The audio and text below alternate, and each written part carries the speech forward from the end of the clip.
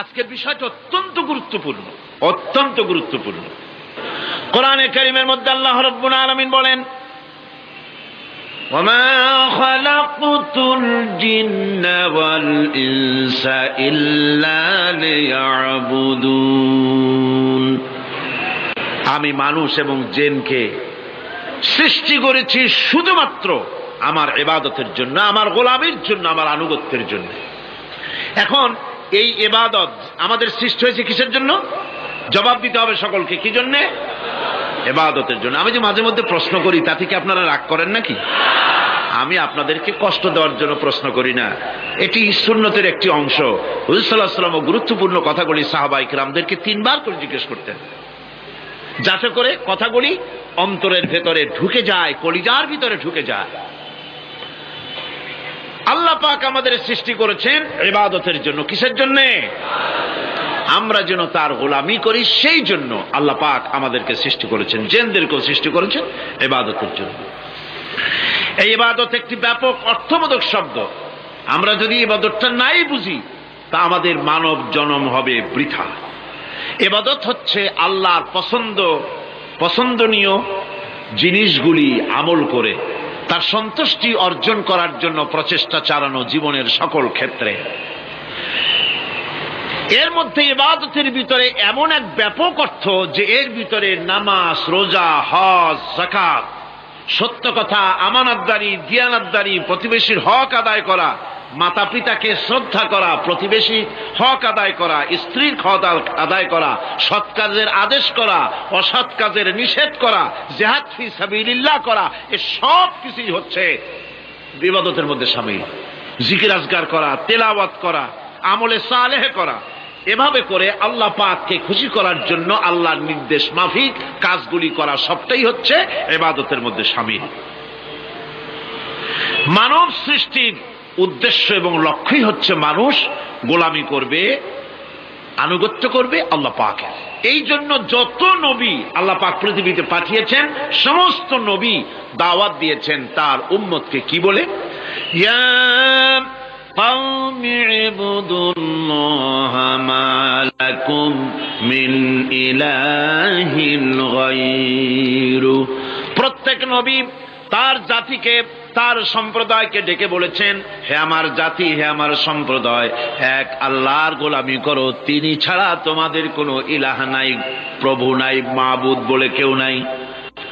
এভাবে করে কোরআনে কারীম একজন একজন করে নবীদের নাম উচ্চারণ করে আল্লাহ পাক শুনিয়ে দিলেন, শোনো, লাকাদ আরসালনা নূহান ইলা কওমিহি ফাকালা ইয়া কওমি ইবুদুল্লাহা মা লাকুম মিন ইলাহিন গায়রু। আল্লাহ পাক বলেন, আমি নূহ আলাইহিস সালামকে তার কওমের জন্য নবী করে পাঠালাম, আর নূহ আলাইহিস সালাম তার জাতিকে ডেকে বললেন, ও আমার জাতি, ও আমার সম্প্রদায়, এক আল্লাহর গোলামি করো, তিনি ছাড়া তোমাদের কোনো রব নাই, ইলাহ নাই, মাবুদ নাই।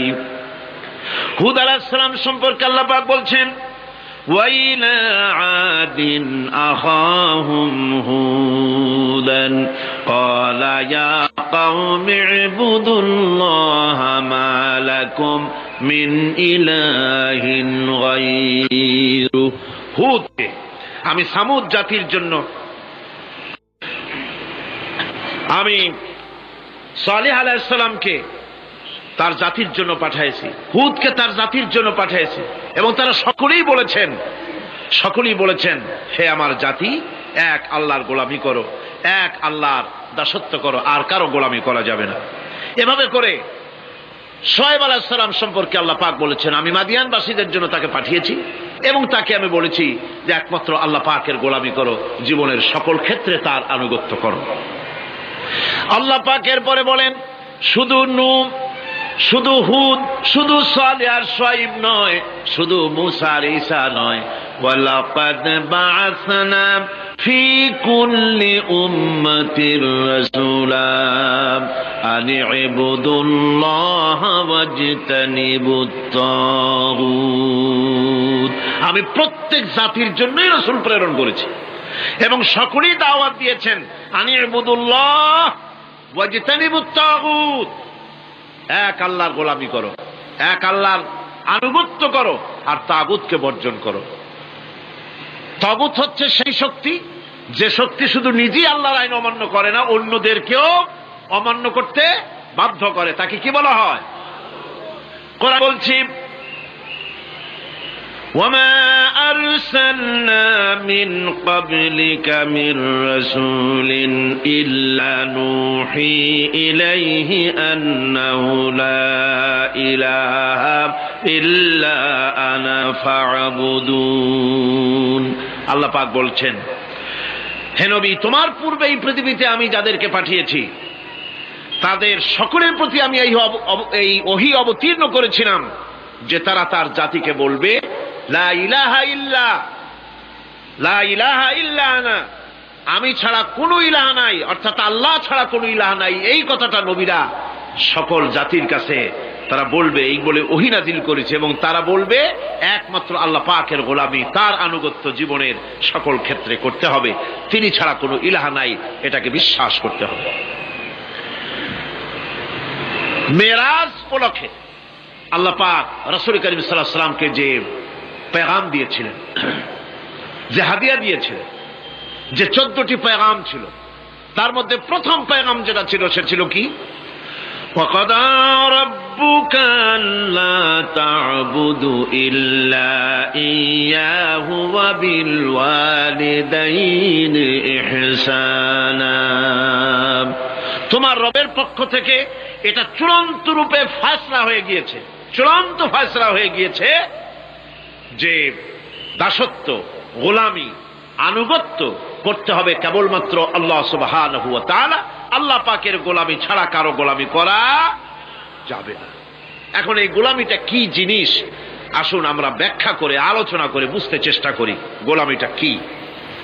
এটি হচ্ছে, এটা মানুষের একটা স্বভাবজাত প্রবৃত্তি। মানুষের সামনে মানুষ কারো না কারো আনুগত্য করতে চায়, এটা তার রুহের মধ্যে, তার রক্তের মধ্যে, তার দেহের মধ্যে এটা মিশ্রিত রয়েছে।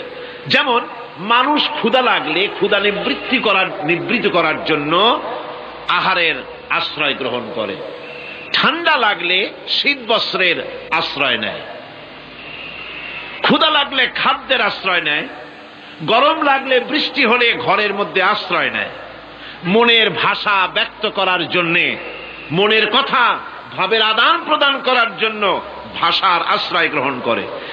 ঠিক এগুলি যেমন তার সহজাত প্রবৃত্তি, ঠিক অনুরূপ ভাবে উপাসনার প্রেরণা তার মধ্যে স্বাভাবিকভাবেই উপাসনার প্রেরণা তার মধ্যে ঢুকিয়ে দেওয়া রয়েছে।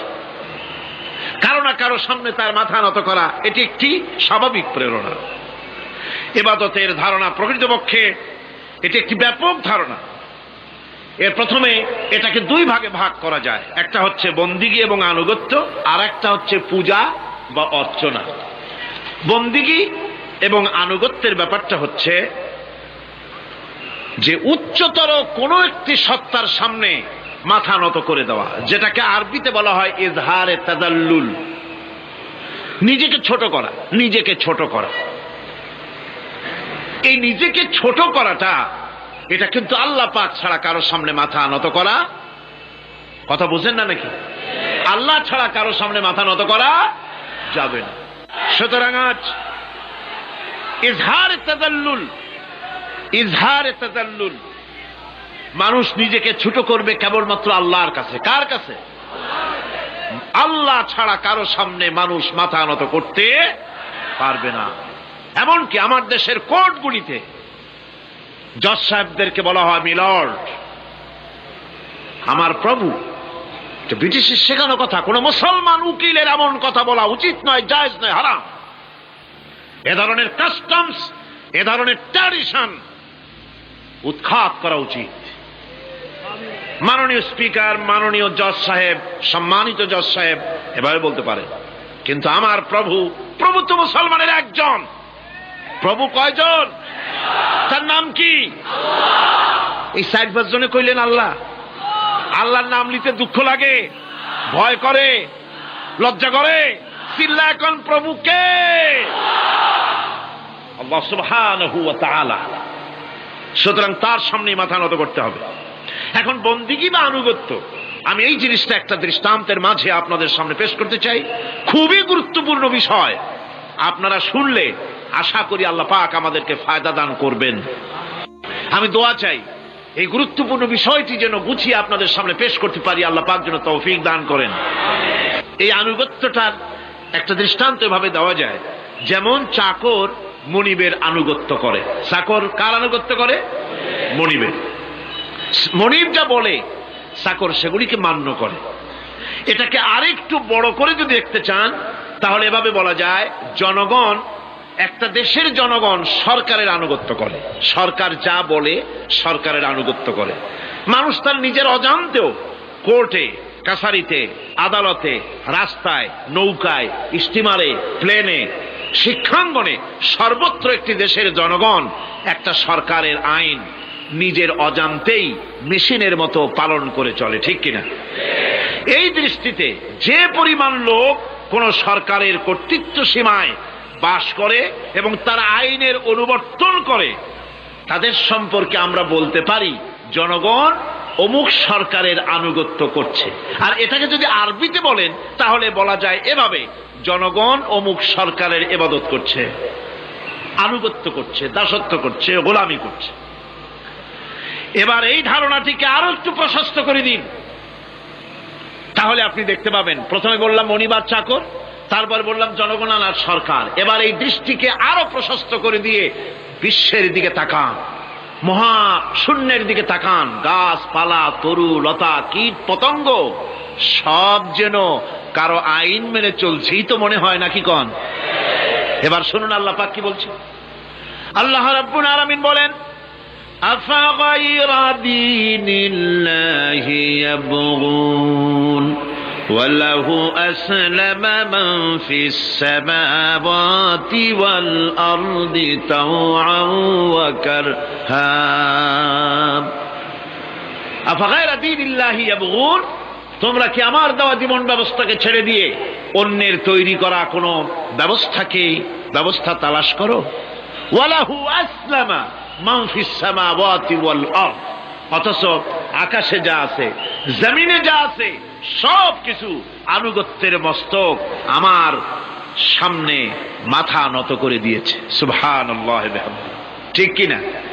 একটি ধূলি কণা থেকে শুরু করে নক্ষত্র লোক অবধি যা কিছু আমরা দেখতে পাই, যা দেখি না, সব হুকুম মানে কার?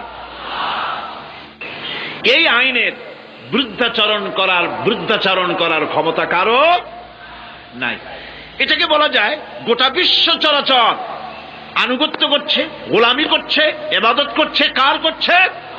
আল্লাহ পাকের। এটাকে ইংরেজিতে বলা হয় ল অফ নেচার, এটাকে আরবিতে বলা হয় কানুনে ফিতরত, এটাকে বাংলায় বলা হয় প্রকৃতির আইন।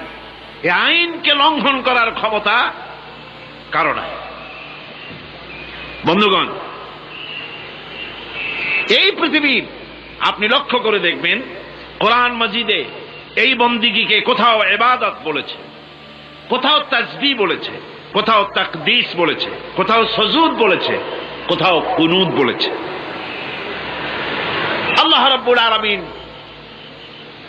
এই ইবাদতকে, আল্লাহ পাকের এই আনুগত্যকে বিভিন্ন শব্দে ব্যবহার করেছে। যেমন وَلَهُ مَنْ فِي السَّمَاوَاتِ وَالْأَرْضِ وَمَنْ عِنْدَهُ لَا يَسْتَكْبِرُونَ عَنْ عِبَادَتِهِ وَلَا يَسْتَحْسِرُونَ। আসমান এবং জমিনে যা কিছু আছে সব আল্লাহ পাকের, আর যে সব ফেরেশতারা তার নিকটে আছে তারা সবাই আল্লাহ পাকের বন্দেগী করছে। আল্লাহ পাকের বন্দেগী করার ভিতরে কেউ ত্রুটি করছে না। ইউসাব্বিহুনাল লাইলা ওয়ান নাহারা লা ইয়াফতুরুন, তারা রাত দিন তার প্রশংসা কীর্তনে মাথা নত করে দিয়ে কোন রকমের বিশ্রাম ছাড়া, শৈথিল্য ছাড়া সব আল্লাহ পাকের জিকির করছে, তাসবিহ করছে, আনুগত্য করছে। আকাশের সমস্ত ফেরেশতারা, কত ফেরেশতা তার তো কোনো ঠিক ঠিকানা নাই, কত লক্ষ লক্ষ ফেরেশতা আছে শুধু রুকুর হালতে আছে, কেউ তো সেজদার হালতে আছে, কেউ তো কিয়ামের হালতে আছে, আর যার উপরে যে ডিউটি আছে সেই ডিউটি পালন করছে, সব আল্লাহ পাকের আনুগত্য করে চলছে। এভাবে করে আল্লাহ পাক বলছেন যে আমার আনুগত্য এবং আমার তাসবিহ, আমার গুণকীর্তন করার জন্য সবাই এর মধ্যে ব্যস্ত আছে। ইউসাব্বিহু লিল্লাহি মা ফিস সামাওয়াতি ওয়া মা ফিল আরদ আল মালিকিল কুদ্দুসিল আজিজিল হাকীম। ইউসাব্বিহু লিল্লাহি, তাসবিহ পড়ছে, সাব্বাহা ইউসাব্বিহু তাসবিহান, তাসবিহ পড়েছে, তাসবিহ পড়ছে, তাসবিহ পড়বে। কিয়ামত পর্যন্ত যা কিছু আছে আকাশে, যা কিছু আছে জমিনে, যা কিছু আছে এর মাঝখানে, সব তাসবিহ পড়ছে কার? আল্লাহ পাকের জিকির করছে, তাসবিহ করছে। হযরত ইউনূস আলাইহিস সালাম মাছের পেটে যখন ঢুকে পড়েছিলেন, যখন নিজের জীবন সম্পর্কে হতাশ হয়ে গিয়েছিলেন, তখন তিনি শুনতে পাচ্ছিলেন চতুর্দিকে যে সমস্ত জলচর প্রাণী আছে, হাত্তাকে সমুদ্রের তলদেশের, দরিয়ার তলদেশের বালুকণা, পাথরের নুড়ি, শৈবাল, সব কিছু থেকে আল্লাহ পাকের জিকির হচ্ছে। ভিতর থেকে আওয়াজ আসতেছে, আল্লাহ আল্লাহ আল্লাহ আল্লাহ আল্লাহ আল্লাহ আল্লাহ আল্লাহ আল্লাহ, জোরে বলেন আল্লাহ আল্লাহ আল্লাহ আল্লাহ আল্লাহ আল্লাহ আল্লাহ। হযরত ইউনূস আলাইহিস সালাম তখন বললেন, লা ইলাহা ইল্লা আনতা সুবহানাকা ইন্নী কুনতু মিনাজ জালিমিন। পড়েন সবাই, লা ইলাহা ইল্লা আনতা সুবহানাকা ইন্নী কুনতু মিনাজ জালিমিন। লা ইলাহা ইল্লা আনতা, তুমি ছাড়া কোনো ইলাহ নাই, আমি তোমার প্রশংসা করছি, আমি তোমার পবিত্রতা ঘোষণা করছি, আমি নিজের উপর জুলম করেছি। গাছপালা, তরুলতা সব তাসবিহ পড়ছে, জিকির করছে কার? আল্লাহ পাকের। এই জন্য রাসূল কারীম সাল্লাল্লাহু আলাইহি ওয়াসাল্লাম বলেছেন, গাছের পাতাটিও ছিঁড়ো না, প্রয়োজন হলে গাছটা কেটে ফেলো, কিন্তু বিনা প্রয়োজনে গাছের পাতাও ছিঁড়ো না, কারণ গাছের পাতা আল্লাহ পাকের জিকির করছে। কার জিকির করে? গাছপালা, তরুলতা, কীট পতঙ্গ সব আল্লাহ পাকের তাসবিহ করছে, জিকির করছে। কোরআনে কারীম বলছি, ওয়ালিল্লাহি মুলকুস সামাওয়াতি ওয়াল আরদি ওয়া ইলাল্লাহিল মাসীর। আকাশ মণ্ডল এবং জমিনের বাদশাহী আল্লাহ পাকের, এবং তারই কাছে আমাদের সকলকে ফিরে যেতে হবে। মালিক হচ্ছেন তিনি, আর তার তাসবিহ আকাশ জমিন, যা দেখতে পাই যা দেখতে পাই না, এর মধ্যস্থিত যা কিছু আছে সব কিছুই আল্লাহ পাকের তাসবিহ গুণকীর্তনে সব নিরত আছে। অন্য আয়াতে আল্লাহ পাক বলেন, ওয়ালাহু মান ফিস সামাওয়াতি ওয়াল আরদি কুল্লুন লাহু কানিতুন। আসমান এবং জমিনে যা আছে তা সবই আল্লাহর নির্দেশের সামনে মাথা নত করে দিয়েছে। শুধু তাই নয়, আশ-শামসু ওয়াল কমারু বিহুসবানিন ওয়ান নাজমু ওয়াশ-শাজারু ইয়াসজুদান। সূর্য এবং চন্দ্র হিসাব অনুযায়ী আবর্তিত হচ্ছে, এবং বৃক্ষ এবং নক্ষত্ররাজি সেজদায় রত হয়ে আছে। সব আল্লাহ পাকের সামনে মাথা নত করে দিয়েছে। এই ইবাদত, তাসবিহ, আজ্ঞা অনুবর্তিতা, নিয়মানুবর্তিতা, সচেতনতা, সকল কিছু সকলেই মিলে আল্লাহ পাকের একটি ধূলিকণা থেকে শুরু করে পাহাড় পর্বত পর্যন্ত সব আল্লাহর নিয়ম কানুন মেনেই চলছে। আপনি দেখতে পাচ্ছেন সমুদ্রে যে জোয়ার এবং ভাটা হয়, কার নির্দেশে হয়? কার নির্দেশে হয়? আরো লক্ষ্য করুন, সমুদ্রের পানি লবণাক্ত, এই নোনা পানি, সমুদ্রের নোনা পানিগুলি পদ্মা, মেঘনা, যমুনা ব্রহ্মপুত্র, শীতলক্ষা, সুরমা, এসব মিষ্টি পানির ভিতরে জ্বরের টানে লবণাক্ত পানিগুলি ঢুকে যায়। আবার ভাটির টানে মিষ্টি এলাকার পানিগুলি সব গিয়ে সমুদ্রের মধ্যে, নোনা পানির মধ্যে চলে যায়। মাঝখানে কোনো পার্টিশন নাই, মাঝখানে কোনো হেজাব নাই, কোনো বেড়া নাই, বাদ নাই। অথচ নোনা পানি মিষ্টি পানির ভিতরে গিয়ে মিষ্টি পানিরে নোনা বানায় না, নোনা পানি মিষ্টি এলাকায় গিয়ে মিষ্টি পানিরে নোনা বানাইতে পারে না।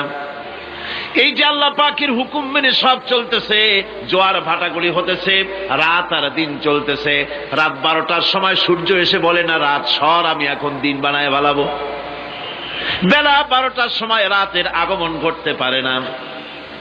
لا الشمس ينبغي لها أن تدرك القمر ولا الليل سابق النهار وكل في فلك يسبحون। সূর্য চাঁদকে অতিক্রম করতে পারে না, চাঁদ সূর্যকে অতিক্রম করতে পারে না, কারো সঙ্গে কারো বাধা হয় না, টক্কর লাগে না। সব আল্লাহ পাকের হুকুম মেনে ইলা আজালিম মুসাম্মা, নির্ধারিত সময় পর্যন্ত সবাই যাতায়াত করবে। শুধু তাই নয়, আল্লাহ পাকের এক বিরাট সিস্টেম, এক বিরাট কুদরতের মাধ্যমে গোটা পৃথিবী চলছে, এর কোনো পরিবর্তন হবে না। নারকেল গাছে কোনোদিন বেল হবে না, বেল গাছে কোনোদিন তাল হবে না, কাঁঠাল গাছে কোনোদিন খেজুর হবে না, আবার খেজুর গাছে কোনোদিন লিচু হবে না। হবে নাকি? ওয়ালান তাজিদা লিসুন্নাতিল্লাহি তাবদীলা। আমার প্রকৃতির আইনের মধ্যে, আমার ল অফ নেচারের ভেতরে কোনো পরিবর্তন হবে না। সবগুলি আমার আইন মানতে হবে। এখন হতে পারে এমন যে ব্যক্তি আল্লাহরে মানে না, ব্যক্তি বোঝেন না নাকি বোঝেন না, একটা মানুষ আল্লাহরে মানে না, ও না মানতে পারে। যে জিহ্বাটে দিয়া বলে দেয়ার ইজ নো গড, স্রষ্টা বলতে কেউ নাই, যে জিহ্বাটে দিয়া বলে সে জিহ্বা হুকুম মানে কার? আল্লাহ পাকের হুকুম মানে। কিরকম? জিহ্বার উপরে যদি তিতা রাখা আপনি বলেন তিতা থুইছি তাতে কি হয়েছে, খবরদার তিতার টেস্ট নিবি না, তিতা টক এই টেস্ট নিতে পারবি না। আপনার কথা জিহ্বা শুনবে? শুনবে। ওর উপরে যে নির্দেশটা আছে সেই নির্দেশ অনুযায়ী সে কাজ করবে। টয়লেটে গিয়ে আপনি নাকেরে কবেন যে খবরদার, আমি একটা বিরাট অফিসার, অনেক টাকা পয়সার মালিক, অথবা বিরাট একটা মন্ত্রী টন্ত্রী কিছু একটা, সবাই আমার হুকুম মানে, তোকেও মানতে হবে, খবরদার দুর্গন্ধ যেন নাকের মধ্যে না ঢোকে। নাক আমি চাবি ধরতে পারবো না। শুনবে না কে? শুনবে। নাক হোক, কান হোক, চোখ হোক, মুখ হোক, প্রত্যেকটা অঙ্গ প্রত্যঙ্গ, এগুলি সব হুকুম মানে কার? হতে পারে ব্যক্তি আল্লাহরে অস্বীকার করে বসলো, আল্লাহকে বললো যে আল্লাহ নাই, সব এমনি এমনি। এর কপালের লক্ষণ। কিসের লক্ষণ? কপাল পড়া লক্ষণ। সব বোঝে, একটা মারতে এটা কয় যে না কেউ এটারে বানাইছে। এই যে একটা ভিডিও ক্যামেরা, এটারে কেউ দেখলে বলবে যে কয়েকজন আলেমে মিলে ফু দিছে আর অমনি একটা মাইক হয়ে কি বল ক্যামেরা হয়ে গেছে, বলবে কেউ? কোন পাগলেও কবে?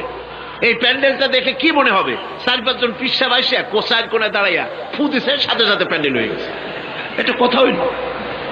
একটা ছোট্ট টেবিল, একটা চাপ দেখলে পরে মানুষ বলে নিশ্চয়ই এটা কেউ বানাইছে।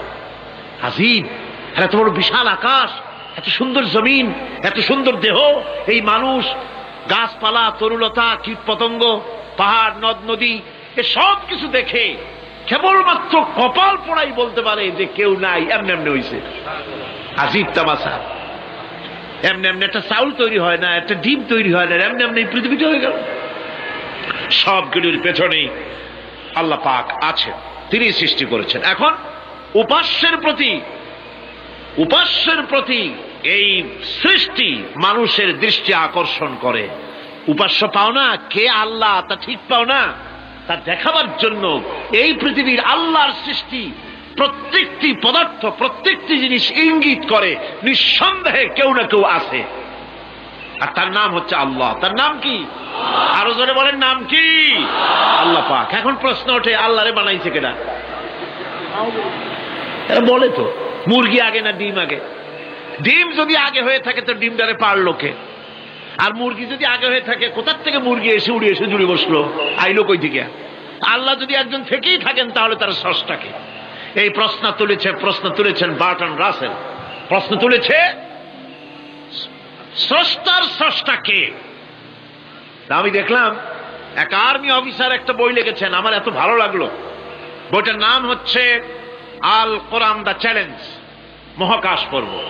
দারুণ লিখেছেন তিনি, আপনারা যদি পান খুঁজে নিয়ে পড়বেন। সে বইয়ের শেষ ভাগে গিয়ে তিনি এটার জবাব দিয়েছেন, স্রষ্টার স্রষ্টাকে তাই তুমি তালাশ করো। কানা চায় মানে কুজো চায় চিতই শুইতে। একটা লবণ কণার দৃষ্টান্ত তিনি দিয়েছেন। একটা লবণ কণা, একটি লবণ কণার ভিতরে যতগুলি মলিকুল থাকে, একটা লবণ কণার ভিতরে যতগুলি ক্যালাস থাকে, একটা লবণ কণার ভিতরে যতগুলি উপকরণ আর উপাদান থাকে, অর্থাৎ একটা লবণ কণা যত উপকরণ যত উপাদান ধারণ করে, তার ধারণ ক্ষমতা যতখানি, এতখানি জিনিস ধারণ করতে 1000 বার্টন রাসেলের মগজের দরকার। একটা লবণ কণা, সেইটার চিন্তা করাই কঠিন। আর এত বড় মহাবিশ্ব যিনি সৃষ্টি করেছেন তার স্রষ্টাকে তালাশ করতে চাও, এটা কি স্বাভাবিক কথা? এটা পাগলের প্রশ্ন হতে পারে, এটা পাগলের প্রশ্ন হতে পারে। গ্যাগারিন টিটপ আর প্রথম মহাশূন্যচারী ছিল। গ্যাগারিন বেটা মহাশূন্য ঘুরি টুরি আসা কয় কি, কয় যে মুসলমানেরা যারে কয় আল্লাহ, হিন্দুরা যারে কয় ভগবান, খ্রিস্টানরা যারে কয় গড। মহাশূন্য এত ঘুরলাম, আল্লাহরেও দেখলাম না, ভগবানেরও দেখলাম। আজীব তামাশা। তুমি তো তোমার শরীরটাই দেখো না, তোমার শরীরটাই তো তুমি দেখতে পাও না। তোমার মাথার তালুটা কেমন তা কি দেখছো কখনো? আয়না নিচের দিকে দিয়ে ঠ্যাং উপরের দিকে দিয়ে তাকাইলে যদি দেখো মাথার তালু কেমন। নিজের ঘাট দেখো না, পিঠ দেখো না, নিজের হিপ দেখতে পারো না। আয়না টায়না সাইড বাসখান না নিয়ে দেখার উপায় নাই কোন জায়গায় কি আছে শরীরে। নিজের শরীরটাই দেখো না। কত বড় সাহস! এই শরীরের স্রষ্টাকে দেখতে চাও? লা তুদরিকুহুল আবসার। কোন দৃষ্টি শক্তি তাকে মুহাইয়া করতে পারবে না। তার দৃষ্টি সকলকে আয়ত্ত করবে, কিন্তু পৃথিবীর কোন দৃষ্টি শক্তি তাকে আয়ত্তের ভিতরে নিতে পারবে না। মুসা আলাইহিস সালামের মতো পয়গম্বর, তিনি বলেছিলেন রব্বি আরিনি, রব্বি আরিনি, আল্লাহ আমি তোমারে দেখতে চাই। আল্লাহ পাক বলেছেন লান তারানি, কখনোই দেখতে পারবা না। সুবহানাল্লাহ বিহামদিহি। সুতরাং এই পৃথিবীর সবকিছু ইঙ্গিত করে যে একজন আছেন। এই ফুলের সৌন্দর্য যিনি দিলেন, ফুল দেখা যায়, সৌন্দর্য দেখা যায়, কিন্তু গন্ধ দেখা যায় না।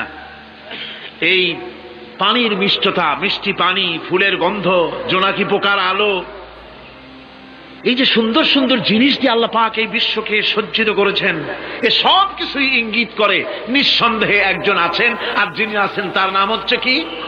আল্লাহ। জোরে বলেন তিনি কে? আল্লাহ। এখন এই স্রষ্টাকে চিনতে মানুষের বড্ড হয়রানি স্রষ্টাকে চেনার জন্য।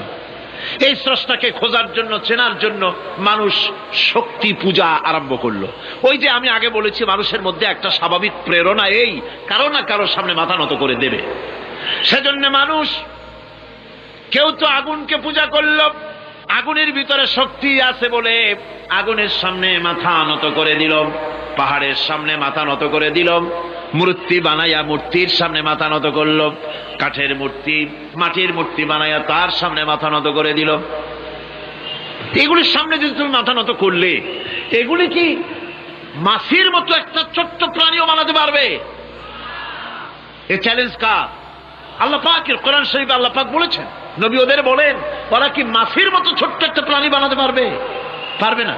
এমনকি ওদের সামনে যে খাদ্যগুলি রাখা হয়, মূর্তি টুর্তি বানায় সামনে যে খাদ্য রাখা হয়, এই খাদ্যের উপরে যদি মাছি পড়ে, খাবারগুলি উড়াই নিয়ে যায়। অথবা ওদের নাকের উপর এসে যদি মাছি এসে পড়ে, এই মাছিটাকে এতগুলো হাত সাথে একটা টোকা দিয়ে একটা মাছিকে উড়াই দিতে পারবে না। পারবে না। সুতরাং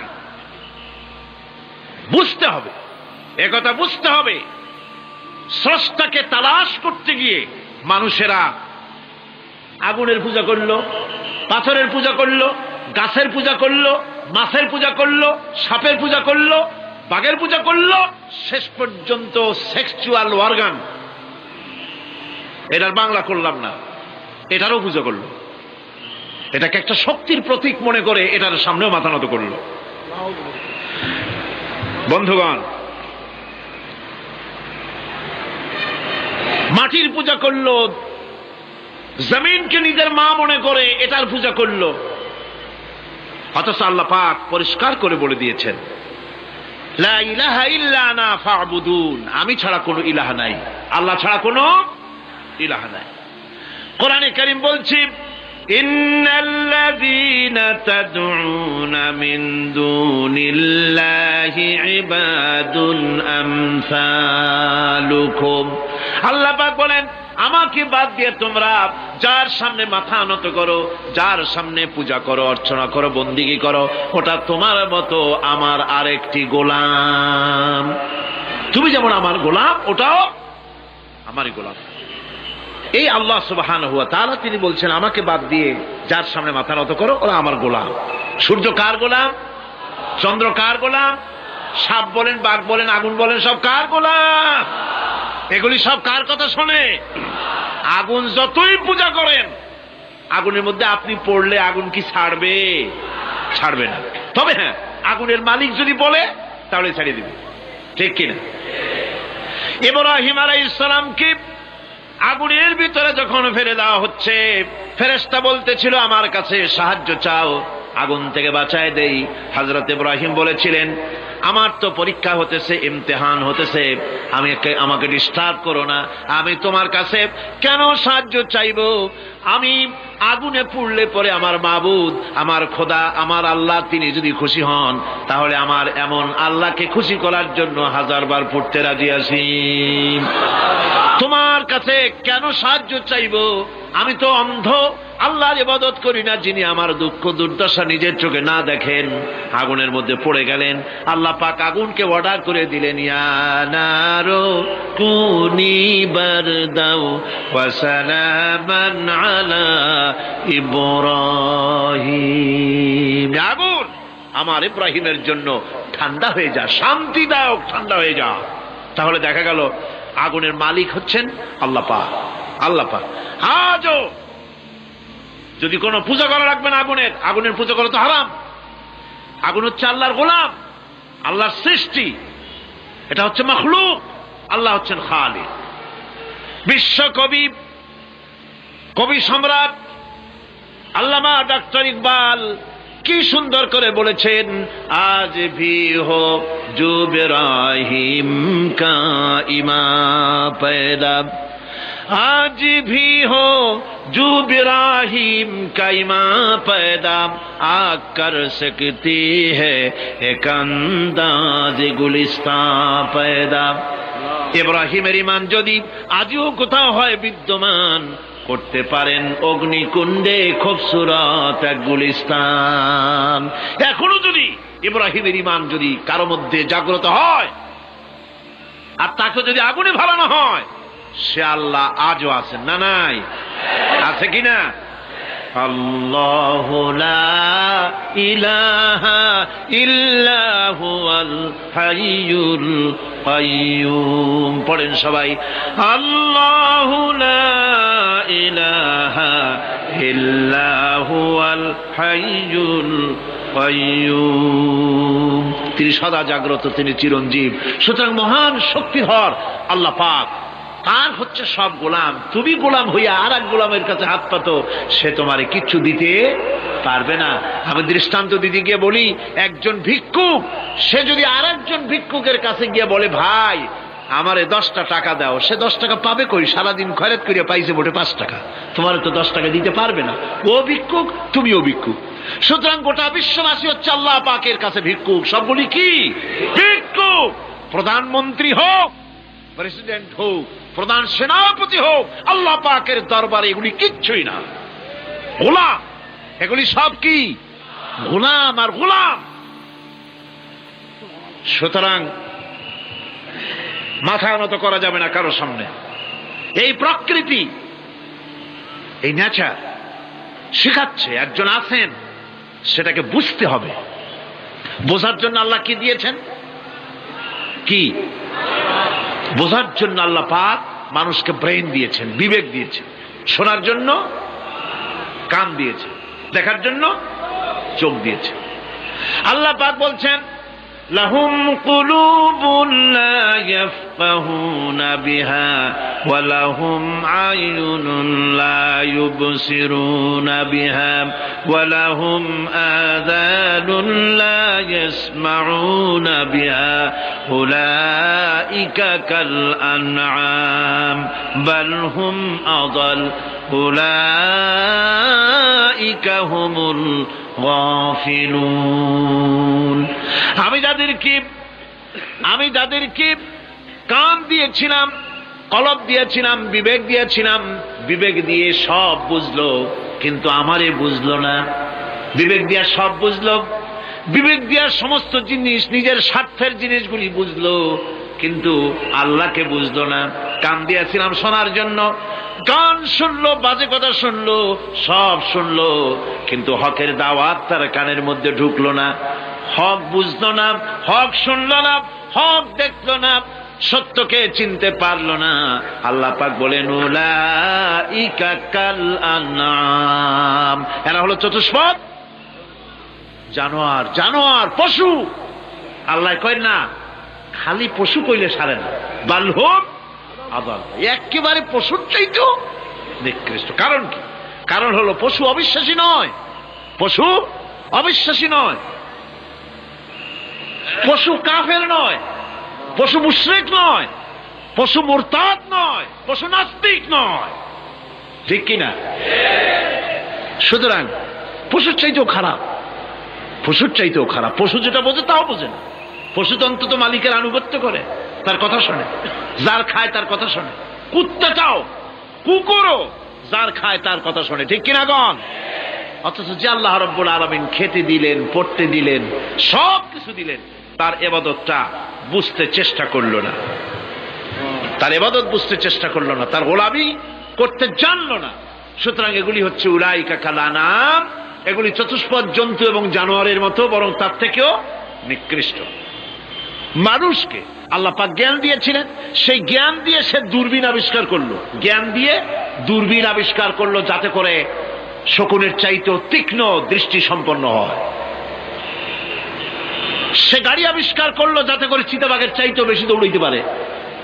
সে সাবমেরিন আবিষ্কার করলো যাতে করে মাছের চাইতেও বেশি দ্রুতগামী হয়ে চলতে পারে পানির তলা দিয়া। এ সব কিছুই করলো, কিন্তু তার মনুষ্যত্বকে বাড়াইতে পারলো না, মনুষ্যত্বকে বাড়াতে পারলো না। এই মনুষ্যত্বই ছিল সবচেয়ে বড় জিনিস। কবি বলছেন মুঝে ये डर है कि दिले जिंदा तू ना मर जाए, मुझे ये डर है कि दिले जिंदा तू ना मर जाए, कि जिंदगानी इबारत है तेरे जीने से, मुझे ये डर है कि दिले जिंदा तू ना मर जाए। আমার এই ভয় হয়, হে আমার জীবন্ত আত্মা, তোর না অপমৃত্যু হয়ে যায়। কারণ তোর যদি অপমৃত্যু হয় তাহলে আমার তো বেঁচে থাকার কোনো লাভ নাই। আমরা তো আমাদের আত্মা, জীবিত আত্মাকে মেরে ফেলছি, জীবিত আত্মাকে মেরে ফেলছি, আত্মাকে বিকশিত করছি না। আত্মাকে বিকশিত করতে হবে। এই আত্মা বিকশিত হবে কিভাবে? সব জিনিসের খাবার আল্লাহ পাক এই জমিনে তৈরি করেছেন, ঠিক কিনা কর? সকলের খাবার এই জমিনে। মানুষ যেহেতু তৈরি হয়েছে এই মাটি দিয়ে, সেই জন্য আল্লাহ রাব্বুল আলামিন মানুষের খাবার মাটি দিয়ে তৈরি করে দিয়েছেন। কলা দিয়েছেন, কচু দিয়েছেন, আলু দিয়েছেন, মূলা দিয়েছেন, তাল দিয়েছেন, বেল দিয়েছেন, মাছ দিয়েছেন, তরকারি দিয়েছেন, পনির দিয়েছেন, দুধ দিয়েছেন, গোশত দিয়েছেন। খাবারের কোনো অভাব রাখেন নাই, সব মাটি দিয়েছে। কিন্তু যে রুহটা আমাদের ভিতরে, যে আত্মাটা আমাদের মধ্যে, যে আত্মা থাকলে পরে বাঁচি, আত্মা না থাকলে পরে মরে যাই, সেই রুহের খাবার আমরা কেউ দিতেছি না। রুহটা কি? আল্লাহ পাক বলছেন নবী, আপনাকে প্রশ্ন করা হয় ওয়ায়াসআলুনাকা আনির রূহ কুলির রূহু মিন আমরি রাব্বি। নবী হে, প্রশ্ন করা হয় রূহ কি জিনিস? এর জবাব হচ্ছে এই বলে দিন, রূহ হচ্ছে আল্লাহর একটু অর্ডার, একটু হুকুম তোমার ভিতরে কাজ করছে। ওই রূহেরও কিছু খাবার আছে, ওই রূহেরও কিছু খাবার আছে। সেই রূহকে খাবার জমিনে তৈরি হবে না। রুহু গোশত খাবে না, পনির খাবে না, দুধ খাবে না, সর খাবে না, ফল খাবে না, কি খাবে? রুহের খাবার। যেহেতু রুহু এই পৃথিবীতে তৈরি হয় নাই, রুহ এসেছে আলমে আরওয়াহ থেকে, সেজন্য রব্বুল আলামিন রুহের খাবার পাঠিয়েছেন লৌহ মাহফুজ থেকে। আল্লাহ পাক কোরআনে কারীমকে রুহের খোরাক করে পাঠিয়েছেন। রুহকে যদি বাঁচাতে চান তাহলে তার একমাত্র খাদ্য হতেছে তেলাওয়াতে কোরআন। তেলাওয়াতে কোরআন যত তেলাওয়াত করবেন ততই মজা লাগবে। সুবহানাল্লাহ, কোন সুবহানাল্লাহ। একটু হারাম শরীফ থেকে বেড়ায় আসেন। টাকা পয়সা যাদের আছে তাদের বলছি, পয়সা করি যাদের আছে, সিঙ্গাপুর বেড়ায়। আরে সিঙ্গাপুর বেড়ায় করবা কি? মার্কেটিং ছাড়া আর কিছুই নাই। সিঙ্গাপুর, ব্যাংকক, হংকং এই সমস্ত জায়গায় ঘুরে টুরে আসে খুব দেখে আসছে। টাকা নষ্ট করে লাভ নাই, বরং পয়সা করি যদি আল্লাহ দিয়ে থাকেন হস্ত করবেনই। পয়সা করি বেশি থাকলে রমজান মুবারকে উমরা করে এসেন। রাসূল করিম সাল্লাল্লাহু আলাইহি ওয়াসাল্লাম বলেছেন, যে ব্যক্তি রমজান মুবারকে উমরা করলো সেজন্য আমার সাথে হজ আদায় করলো। কেন বলি? এই জন্য বললাম, আল্লাহ পাক আমাকে কয়েকবার নসিব করেছেন। সেখানে যখন রমজান মুবারকে যখন তেলাওয়াত হতে থাকে তারাবিহের ভেতরে, মনে হচ্ছে যেন আকাশ থেকে ওহী নাজিল হতেছে। মানুষের চোখের পানি, নাকের পানি একাকার হয়ে যায় হারাম শরীফের ভিতরে। সেখানে তো মোনাজাত সারা বছর মোনাজাত হয় না, মোনাজাত হয় রমজান মুবারকে বেতেরের নামাজের ভিতরে। বেতেরের নামাজের ভিতরে ইমাম সাহেব হাত তুলে মোনাজাত করেন। অন্তত 8 থেকে 10 লক্ষ মানুষ হজের মৌসুমের মতো কাঁদতে কাঁদতে পাগল হয়ে যায়। কোরআন কি মজা! কোরআন হচ্ছে রুহের খাবার। আমরা তো রুহের খাওয়াই না, ঘোড়ার উপরে চড়ি, গাধার উপরে চড়ি।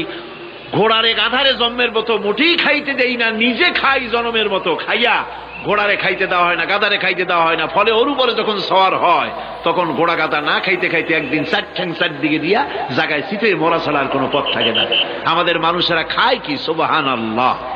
এই যে শবে বরাত আসতেছে, কি যে খাবে! দিশা আগের থেকে লিস্ট তৈরি হয়ে যায় কতটা আইটেম তৈরি করা হবে। রমজান মাসে আল্লাহ একটু কম টম মান্দায় খাবে। একটা রমজান মাস আল্লাহ দিলেন, সেই রোজার মাসে যে সারাদিন খায় না, এটাকে উসুল করে ইফতারের সময় সে যে কত খাবার, চোখ সানা বড় হয়ে যাবে দেখুন। পেঁয়াজি, বেগুনি, হালিম, শরবত, তরমুজ, বেল, কলা, কচু, না কি খাইতে খাইতে মাগরিবের রক্ত শেষ। কয় ভাই নামাজটা কোন রকম পড়ে আসি, তারপরে খাবো না। আবার গেল নামাজ পড়তে, আবার এসে খাইলো, খাইয়া তারপরে আবার ভাত খাইলো। কেমনি যে খায় আল্লাহ জানে, গলায় আঙ্গুল দিলে পাওয়া যায় এরকম খাইয়া। তারপরে তারাবি পড়তে দাঁড়ায় না, জনমের মতো খাইলে পরে তো অলস হবে শরীর। তারাবি পড়তে দাঁড়াইছে, লম্বা কেরাত হচ্ছে, উনি রুকুতে আছে, ইমাম সেজদায় চলে গেছে, ওনার খবর নেই। অথবা উনি সেজদায় পড়ে আছেন, ইমাম কোথায় উঠে গেছে তার খবর নেই। সুবহানাল্লাহ। সুতরাং নিজে খাইয়া পেটটারে দুম্বার মতো সাইজ বানাইয়া কোনো লাভ নাই। পেট বড় বানাবেন না, সিনা বড় বানান। সিনা বড় বানান, সিনার ভিতরে কোরআন ধারণ করেন, মজা পাবেন। এই আল্লাহ রাব্বুল আলামিন এত বড় নিয়ামত, এই কোরআন এর থেকে বড় নিয়ামত পৃথিবীতে আর নাই। শ্রেষ্ঠ নিয়ামত, এর থেকে বড় নিয়ামত আছে ভাই? এই শ্রেষ্ঠ নিয়ামতকে পড়তে শিখুন, বুঝতে শিখুন, হেদায়েতের সবের মধ্যে আছে। সুতরাং আল্লাহ রাব্বুল আলামিন মনুষ্যত্বকে, আত্মাকে বিকাশ করার জন্য কোরআনে কারীম দিয়েছিলেন। মানুষ এই জ্ঞান দিয়ে আবিষ্কারের পিছনে চলে গেল। হ্যাঁ, আবিষ্কার দরকার আছে, মোটেই আমি এটাকে অস্বীকার করি না, সব দরকার। কিন্তু সেই সাথে আল্লাহ পাকের সাথে যে সম্পর্কটা থাকা দরকার ছিল, সেই সম্পর্ক থেকে মানুষ নিজেকে বিচ্ছিন্ন করেছে। কোরআনে কারীমে আল্লাহ পাক বলছেন, লাকাদ খালাকনাল ইনসানা ফি আহসানি তাকওয়িম। সব থেকে সুন্দর করে বানিয়েছি কারে? মানুষ। চিল্লা এখন কারে? মানুষ হলো সবচাইতে সুন্দর, সবচাইতে সুন্দর সৃষ্টি আমার। ওগুলা, এই মানুষগুলি হচ্ছে আশরাফুল মখলুকাত। মানুষ কি মখলুকাত? সৃষ্টির সেরা। আপনারা সৃষ্টির সেরা হইলেন কি দিয়া? আপনারা কি বাঘের মতো দৌড়াতে পারেন? বল্লার মতো হুল ফুটাইতে পারেন? কুত্তার মতো কামড়াইতে পারেন? হাতির মতো শক্তি আছে? গরিলার মতো শক্তি আছে? মাছের মতো সাঁতরাইতে পারেন? সাপের মতো ক্রুদ্ধতা আছে? সিংহের মতো হিংস্রতা আছে? তো কিসের, কোন দিক থেকে আপনি আশরাফুল মখলুকাত হলেন? আশরাফুল মখলুকাত হয়েছেন জ্ঞানের কারণে। কিসের কারণে? সেই জ্ঞানটার জন্যই তো আপনি সৃষ্টির সেরা।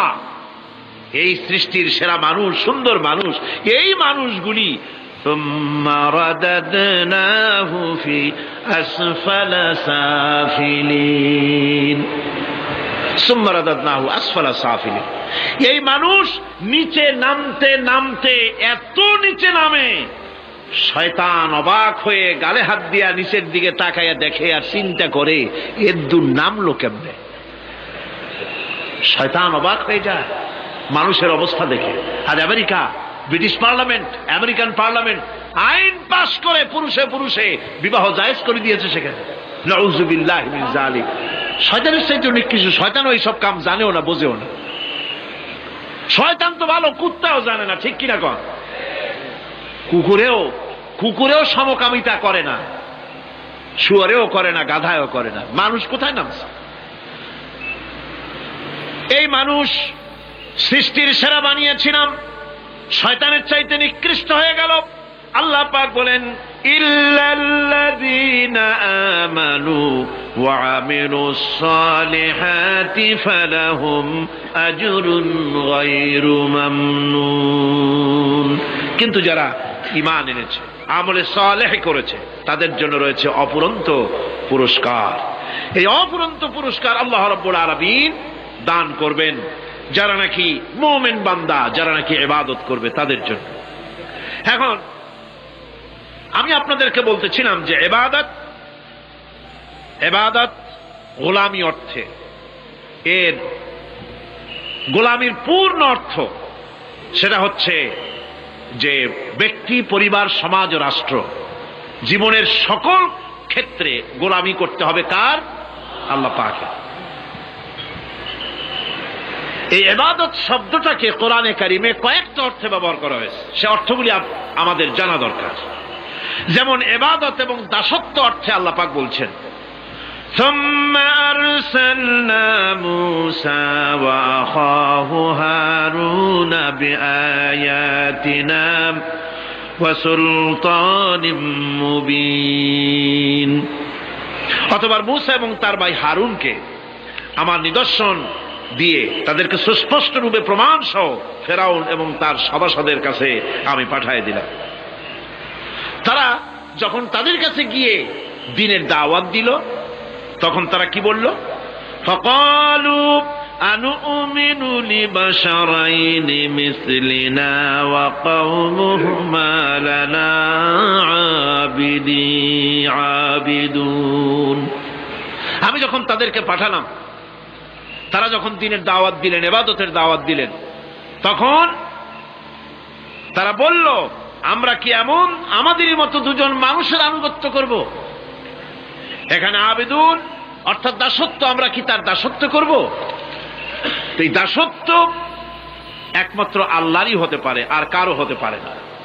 সেজন্য কোরআনে কারীম অন্যত্র বলছে, ইয়া আইয়ুহাল্লাযীনা আমানু কুলু মিন তাইয়্যিবাতি মা রাযাকনাকুম ওয়াশকুরু লিল্লাহি ইন কুনতুম ইয়্যাহু তা'বুদুন। হে ঈমানদারেরা, তোমরা যদি আমার ইবাদত করো, তবে আমি তোমাদেরকে যে সব পবিত্র জিনিস দান করেছি তা খাও এবং আল্লাহর শুকর আদায় করো। তো ইবাদত আল্লাহ পাকের করলে আল্লাহ পাক তাদেরকে খেতে দিবেন, পড়তে দিবেন, সবকিছু আল্লাহ পাক করে দিবেন। তো আল্লাহ পাকের ইবাদত করতে হবে, আল্লাহ পাকের উপর ঈমান আনতে হবে, আর তাগুতকে অস্বীকার করতে হবে। অন্য আরেকটি আয়াতে কথাটা এভাবে এসেছে, ফামান ইয়াকফুর বিত্তাগুতি ওয়া ইউমিন বিল্লাহি ফাকাদ ইসতামসাকা বিল উরওয়াতিল উসকা লা ফিসামা লাহা ওয়াল্লাহু সামিউন আলীম। ফামান ইয়াকফুর বিত্তাগুত, যে ব্যক্তি তাগুত অস্বীকার করলো, ওয়া ইউমিন বিল্লাহ এবং আল্লাহর উপর ঈমান এনেছে, ফাকাদ ইসতামসাকা বিল উরওয়াতিল উসকা, সে এমন এক মহান অবলম্বন ধারণ করলো যে কোনো জিনিসই তাকে বিচ্ছিন্ন করে দিতে পারবে না। এমন এক মহান অবলম্বন ধারণ করেছে।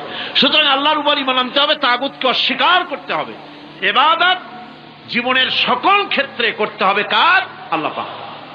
কোরআনে কারীম বলছে, এর আগে আমি প্রথমে শুনিয়েছি, সমস্ত নবীরা আম্বিয়া আলাইহিস সালাম তারা তার নিজের জাতিকে গোলামির জন্য দাওয়াত দিয়েছেন। আল্লাহ পাকের বলেছেন আমার জাতি, একমাত্র নবী মুহাম্মদ রাসূলুল্লাহ সাল্লাল্লাহু আলাইহি ওয়াসাল্লাম আমার জাতি তিনি বলেন নাই।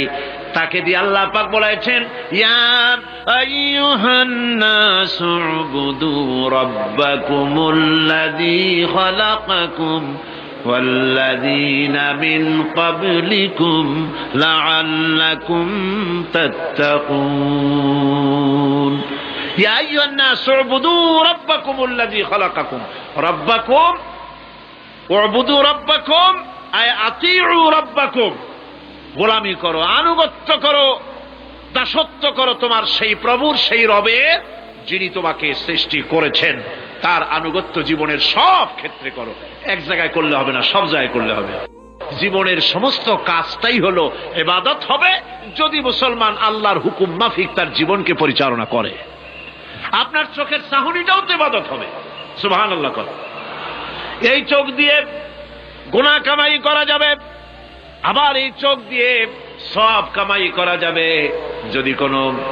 যদি কোনো সন্তান তার মা বাপের দিকে ভক্তির নজরে, মহব্বতের নজরে যদি তাকায়, নবীজি বলেছেন একটা কবুল নফল হজের সওয়াব আমলনামায় লেখা যাবে। সাহাবীরা প্রশ্ন করেছেন যদি কেউ 100 বার তাকায় তো কি হবে? নবীজি বলেছেন আল্লাহ রাব্বুল আলামিনের নিয়ামতের ভান্ডার অফুরন্ত নিয়ামতের, সেখানে কোনো অভাব নাই। যদি কোনো বান্দা যদি তার মা বাপের দিকে দৈনিক 100 বার তাকায় তো ওই বান্দার আমলনামায় 100 কবুল নফল হজের সওয়াব লেখা যাবে। তাহলে দেখা গেল চোখের চাহনি আপনার ইবাদত, আপনার ঘুম ইবাদত, আপনার চাকরি ইবাদত, আপনার ব্যবসা বাণিজ্য ইবাদত। তার মানে হলো আল্লাহর গোলামি, আল্লাহর হুকুম অনুযায়ী কাজ করার নামই হচ্ছে ইবাদত। ইয়াকা না'বুদু ওয়া ইয়াকা নাস্তাঈন। পড়েন সবাই, ইয়াকা না'বুদু ওয়া ইয়াকা নাস্তাঈন।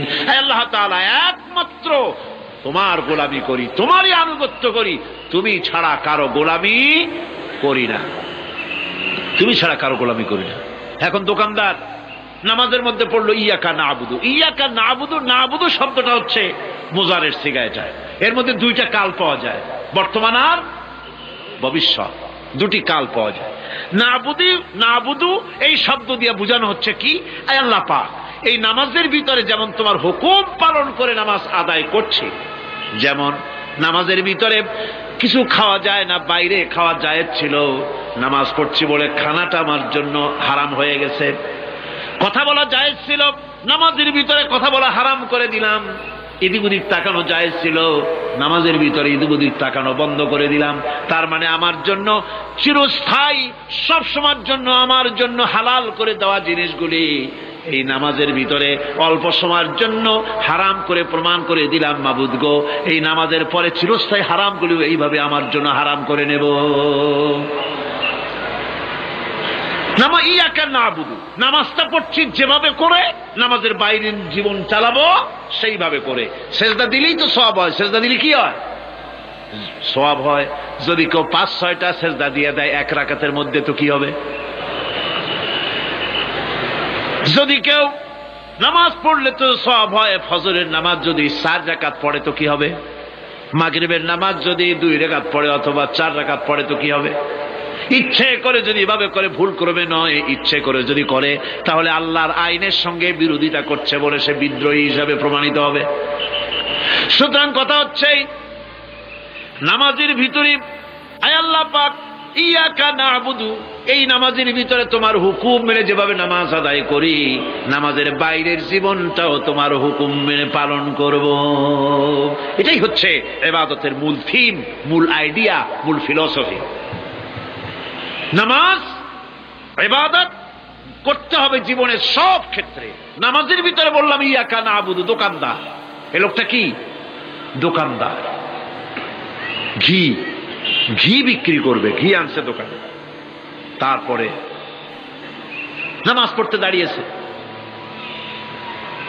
দোকানের পেছনে ছোট্ট ঘর আছে, নামাজ পড়তে দাঁড়িয়েছে, শুরু করে দিল আল্লাহু আকবার, আলহামদুলিল্লাহি রাব্বিল আলামিন, আর রহমানির রহিম, মালিকি ইয়াউমিদ্দিন, ইয়াকা না'বুদু ওয়া ইয়াকা। তাড়াতাড়ি পড়তে হবে যেহেতু খরিদ্দার আসতেছে। খরিদ্দার 2-4 জন ভিড় জমায়েছে, নামাজ ছেড়ে দিয়েছে। কর্মচারীকে ডাকছে, বেটা শোন, ভিতরে আসলো। আমি তো কেবল খাঁটি ঘি নিয়ে আসছি, ওর মধ্যে তো ভেজাল দিই নাই। তাড়াতাড়ি করে ওর মধ্যে যা দিয়ে ভেজাল দিতে হয় ভেজাল টাজাল দিয়ে ঠিক মতো দিয়া তারপরে বিক্রি করবি। 100 টাকা কিনছিস, 250 টাকা করে বিক্রি করবি। আল্লাহ আকবার, রহমান রহিম, মালিক ইয়াউমিদ্দিন, ইয়াকা না'বুদু ওয়া ইয়্যাকা নাস্তাঈন। এটা নামাজ হইল কর? এই নামাজের আল্লাহর কোনো দরকার আছে? কোনো দরকার নাই। ইবাদত তো হবে নামাজ যার হুকুমে, ব্যবসা তার হুকুমে। নামাজে সেজদা দিব যার হুকুমে, রোজা রাখবো তার হুকুমে, নামাজ পড়বো যার হুকুমে, অর্থনীতি চালাবো তার হুকুমে, নামাজ পড়বো যার হুকুমে, আমার দেশের কলকারখানা চলবে, নামাজ পড়বে যার হুকুমে, পার্লামেন্ট চলবে তার হুকুমে, নামাজ পড়বো যার হুকুমে, রাজনীতি চলবে তার হুকুমে। এর উল্টা পাল্টা যদি হয় মুসলমান মানতে পারে কখনই। সুতরাং মুসলমানকে আনুগত্যের মস্তককে অবনত করে দিতে হবে আল্লাহ পাকের সামনে। আল্লাহর সঙ্গে আর বান্দার সঙ্গে হক আছে। বান্দার উপরে আল্লাহর হক এবং আল্লাহর উপরে বান্দার হক কি, এ ব্যাপারে একটি হাদিস আপনাদেরকে শোনানো যায়। হাদিসটি হচ্ছে ওয়ান মুআজ বিন জাবাল রাদিয়াল্লাহু তাআলা আনহু قال كنت رديف النبي صلى الله عليه وسلم على حمار فقال لي يا معاذ أتدري ما حق الله على العباد وما حق العباد على الله। হযরত মুআজ বিন জাবাল রাদিয়াল্লাহু তাআলা আনহু বলেন যে আমি রাসূল করিম সাল্লাল্লাহু আলাইহি ওয়াসাল্লামের পেছনে তার গাধায় সওয়ার ছিলাম। তিনি আমাকে জিজ্ঞেস করলেন, মুআজ তুমি কি জানো বান্দার উপরে আল্লাহর হক কি এবং আল্লাহর উপরে বান্দার হক কি? তিনি বললেন, আল্লাহু ওয়া রাসূলুহু আ'লামু, আল্লাহ এবং তার রাসূল খুব ভালো করে জানেন। রাসূল করিম সাল্লাল্লাহু আলাইহি ওয়াসাল্লাম জবাব দিলেন, ক্বালা হাক্কুল্লাহি আলাল ইবাদ আন ইয়াবুদুহু ওয়া লা ইউশরিকু বিহি শাইয়্যা ওয়া হাক্কুল ইবাদি আলাল্লাহ আন লা ইউআযযিবু মান লা ইউশরিক বিহি শাইয়্যা। আল্লাহর নবী বলেন, বান্দার উপরে আল্লাহর উপরে বান্দার হক হতেছে, আল্লাহর উপরে বান্দার হক হতেছে বান্দা আল্লাহ পাকের ইবাদত করবে, আল্লাহর গোলামি করবে, আল্লাহর আনুগত্য করবে, দাসত্ব করবে। সেই আনুগত্য ইবাদত আর গোলামির ভিতরে কাউকে শরীক স্থাপন করবে না। বান্দার উপরে আল্লাহর হক হতেছে যেই বান্দা আল্লাহ পাকের ইবাদত করবে, গোলামি করবে, আর কোন শিরক করবে না, কিয়ামতের দিন ওই বান্দা সম্পর্কে আল্লাহর হক হবে বান্দাকে জাহান্নামের আগুন আল্লাহ পাক হারাম করে দিয়ে তার জান্নাত দিয়ে দিবেন। এটাই হলো বান্দার উপর আল্লাহ পাকের হক। সুতরাং ইবাদত হবে সলিড কার জন্য? আল্লাহ পাকের জন্য। জোরে বলেন কার জন্য? একমাত্র, কেবলমাত্র, শুধুমাত্র আল্লাহ পাকের জন্য গোলামি হবে। সেই গোলামির কথাটাই আমরা কোরআনে কারীমের মধ্যে সূরা ফাতিহায় প্রত্যেক দিন প্রতি রাকাতে আমরা পড়ি, ইয়্যাকা না'বুদু ওয়া ইয়্যাকা নাস্তাঈন। আয় আল্লাহ তাআলা, কেবলমাত্র তোমার ইবাদত করি, কেবলমাত্র তোমারই দাসত্ব করি, আর কারো আনুগত্য দাসত্ব করি না। এই গোলামি, এই দাসত্ব আল্লাহ পাক আমাদেরকে করার তৌফিক দান করুন। আমরা বলি আমিন। আমাদের জীবনে ওঠায় বসায়, চলায় ফেরায়, বক্তৃতায়, ভাষণে, বিয়েতে, শাদীতে, আমাদের ইলেকশনে, আমাদের নির্বাচনে, আমাদের অর্থনীতিতে, রাজনীতিতে, আমাদের সমাজনীতিতে, পরিবারের নীতিতে, জীবনের সব ক্ষেত্রে আমরা গোলামি যেন করতে পারি কার? আল্লাহ পাকের। নামাজের ভিতরে যে কথাটা বলি, এই কথাটা যেন আমাদের বাস্তব জীবনে আমরা কার্যকরী করতে পারি। আল্লাহ পাক যেন তৌফিক দান করেন।